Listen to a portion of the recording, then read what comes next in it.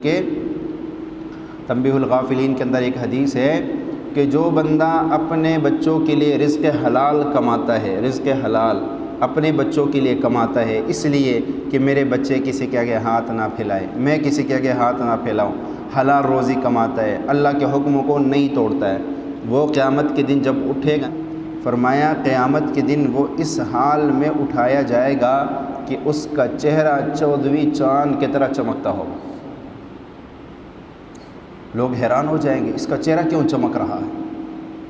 کیا اس نے کون سی کوئی بڑی ولایت حاصل کی؟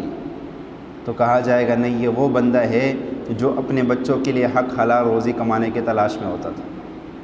وہ اپنے بچوں کے لیے جو حق حلال روزی کے خاطر یہ گھر سے نکلا، اس نے دور جا کر ڈیرا ڈھالا، دور جا کر جو ہے مسافر بن کے رہا، مہینے 2 مہینے سال 6 ماہ بعد گھر کو آنا ہوتا تھا، صرف اس لیے اپنے بچوں سے دور رہ کر کہ میرے بچوں کے لیے حلال نوالے کا انتظام ہو جائے، مجھے مانگنا نہ پڑے، کسی کے آگے ہاتھ نہ پھیلانا پڑے، میرے بچے کسی کو للچائی نظروں سے نہ دیکھے۔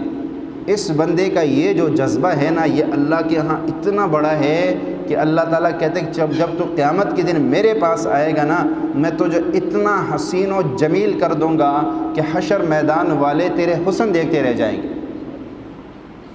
حشر میدان والے تیرا حسن دیکھتے رہ جائیں گے۔ اور جو بندہ لوگوں کے آگے سوال کرتا ہے، ہاتھ پھیلاتا ہے، مانگتا ہے، قیامت کے دن اس کے چہرے پہ گوشت کا ایک ذرہ بھی نہیں ہوگا۔ یہ بھی یاد رکھو، یہ جو بھکاری بن کے مانگ رہے ہوتے، حالانکہ پوری ان کے ماشاءاللہ اچھا بھلا گزارا ہو رہا ہوتا ہے، لیکن آج کل تو زیادہ تر کاروبار بن گیا نا، کاروبار بن کے لوگ مانگ رہے ہوتے، بھیک مانگتے ہیں، تو ان کو پتہ نہیں قیامت کے دن کے ساتھ کیا عالم ہو۔